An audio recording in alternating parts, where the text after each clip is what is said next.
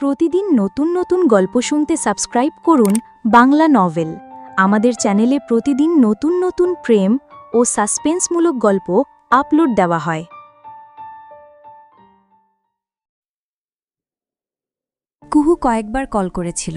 দৃপ্র ছিল মিটিংয়ে, রিসিভ করতে পারেনি। যখন ফ্রি হলো কল ব্যাক করল, মেয়েটি রিসিভ করল না। দৃপ্র বুঝল ওর অভিমান হয়েছে। অভিমান ভাঙাতে খাবারের পাশাপাশি ফুলও এনে এলো। তবে এসে দেখা গেল সন্ধ্যা রাতেই মেয়েটি ঘুমিয়ে পড়েছে। ও ভেবেছিল ঘুমিয়ে নিক, পরে অভিমান ভাঙানো যাবে। তবে মনটাও শান্তি হয় না। ও কয়েক দফায় চিন্তা করে শেষমেশ মেয়েটির ঘরের দরজায় এসে দাঁড়াল। আলগোছে দরজা খুলতেই ঘুটঘুটে আধার নজরে এলো। দৃপ্র ধীর পায়ে প্রবেশ করল। অন্ধকারে কিছু সময় থাকার পরও খেয়াল করল কুহুর ছোট দেহটা দেখা যাচ্ছে, গুটিসুটি হয়ে শুয়েছে। দৃপ্র ভাবল লাইট অন করবে, আবার কি মনে করে যেন করল না। সামনে এগোনো, হাতে এক গুচ্ছ ফুল। শুধু গোলাপ নয়, গোলাপের পাশাপাশি আরও অনেক রকম ফুল। সুন্দর সেই ফুলগুলো যে কাউকেই আকর্ষণ করবে। তবে দৃপ্রর দৃষ্টিতে এই ফুলের থেকেও বেশি সুন্দর তার কুহু, তার হৃদয়ের রানী, তার জান পাখি। দৃপ্র বড় করে দম নেয়, আর একটু কাছে যায়, তারপর আরও একটু। এবার হাত বাড়ালেই মেয়েটিকে ছোঁয়া যাবে। অন্ধকারে খুব বেশি স্পষ্ট নয় মুখশ্রী, তাই ও ঝোঁকে। দূরত্ব কমে, হাত বাড়িয়ে চুলগুলো স্পর্শ মাত্রই নরম হাত দুটো এগিয়ে আসে, গলা জড়িয়ে ধরে।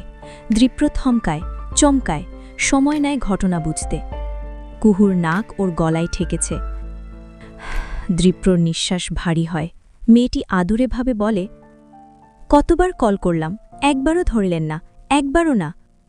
আহারে, অভিমান। দৃপ্রর হাত দুটো নামানো ছিল, এবার তা মেয়েটির পিঠে এসে ঠেকে, চেপে ধরে। কুহু ওর গলা থেকে মুখ তুলে চায় মানুষটার দিকে। দৃপ্র শুধায়, জেগেছিলে? দেখছিলাম আপনি আসছেন। দেখছিল অথচ আগে উঠেনি। ভারী শেয়ানা হয়েছে তো। কুহুটা আজকাল কেমন বাচ্চা হয়ে যায়, আদর পেতে চায়।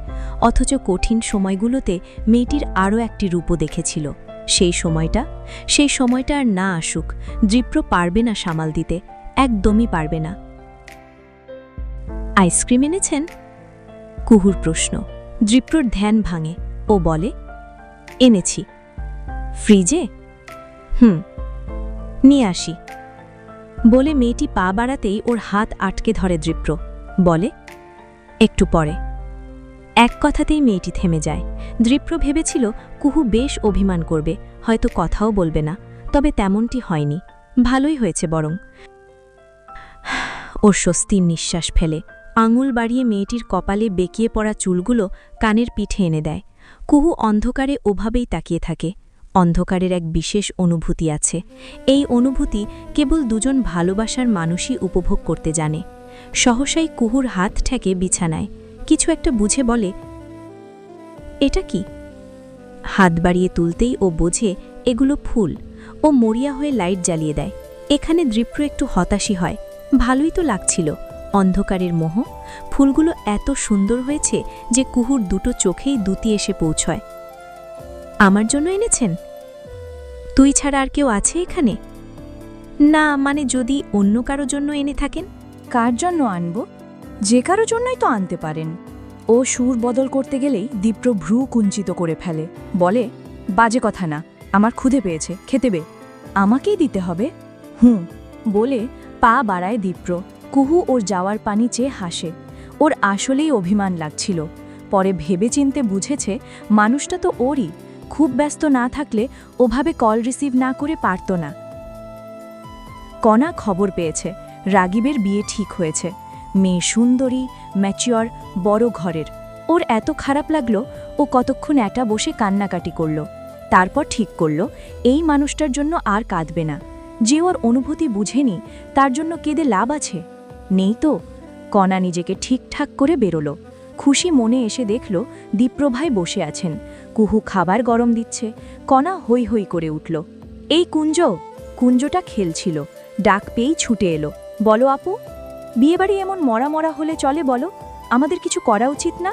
কি করব? নাচ গান? তুই নাচবি, আমরা দেখব। এ কথায় কুঞ্জ বলল, হে, আমি করব না, তুমি ভারী বিচ্ছু তো। এখানে বিচ্ছুর কি হলো? ও মা, মনে নেই সেবার আমাকে নাচালে, তারপর ভিডিও করে রাখলে? ওটা তো এখনও ডিলিট করনি, শুধু শুধু মজা নাও। এবার আর করব না। সত্যি? হ্যাঁ। তাহলে সবাইকে ডেকে আনি? আচ্ছা যা। দীপ্রর খাবার খাওয়ার সময়টুকুতে কুঞ্জ গিয়ে সবাইকে বলে এলো। খাওয়া দাওয়া শেষ করে দীপ্র এসে বসল। কুহুকেও ইশারায় বসালো। ওরা বসতেই একে একে রাত্রি, আবির, হেরা এসে বসল।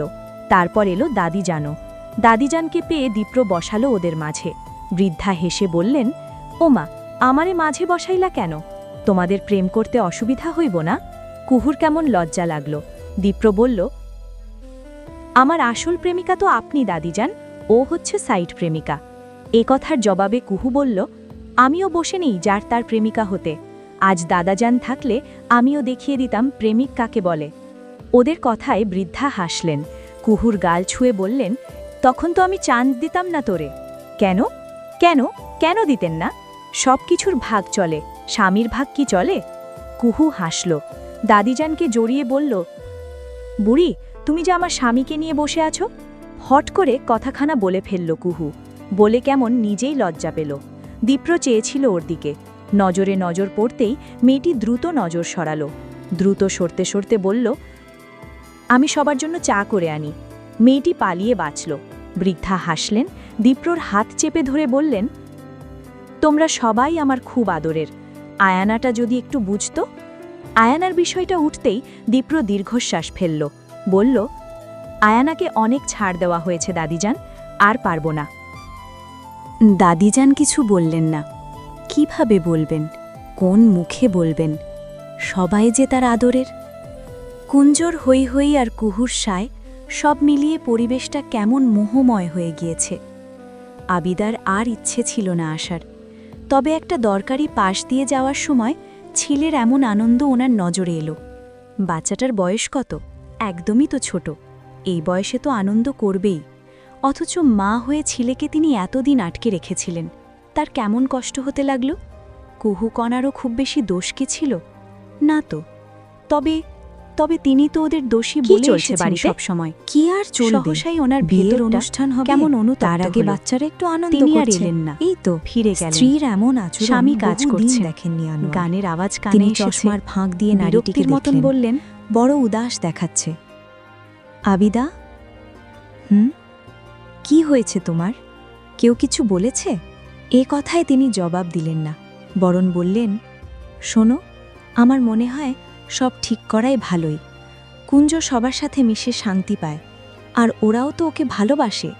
শুধু শুধু আয়ানার জন্য। কথা শেষ করার আগে আয়ানার হাসি শোনা গেল। আয়ানা হাসতে হাসতে প্রবেশ করে বলল, বাহ, বেশ ভালো। এখনও তোমাদের নিজের মেয়ে পর হয়ে গেছে। তোমরা আসলে শুরু থেকেই আমার সাথে চিট করে এসেছো, চিট করেছ। বলতে বলতে ও বেরিয়ে যায় ঘর থেকে। আবিদা ডাকতে যেতে আনোয়ার বলেন, ওকে ওর মতন থাকতে দাও। না, ওর মতন থাকতে দিলে চলবে না। ও সেদিন বলছিল যে কিছু একটা করবে, আমি আমলে নিইনি। এখন আমার ভয় হচ্ছে। আবিদার বসে থাকতে পারলেন না, ছুটলেন মেয়ের পিছু। আনোয়ার চশমা খুলে রাখলেন। এভাবে আর কতদিন? মেয়েটি এত অবুঝবানা করছে, এতে তো লাভ হচ্ছেই না, বরং সম্পর্ক নষ্ট হচ্ছে। তিনি নিজেও সম্পর্কের বিষয়ে এত মরিয়া না, তবে সমাজে তো চলতে হবে, আর নিজের রক্তের থেকে বেশি আপন আর কেউ হয়? ভিডিওটি এই পর্যন্ত দেখার জন্য অনেক অনেক ধন্যবাদ। আজকের পর্বটি ভালো লাগলে লাইক দিয়ে একটি সুন্দর কমেন্ট করে যাবেন। আপনাদের সাপোর্ট পেলে নতুন নতুন গল্প দিতে খুব ভালো লাগে।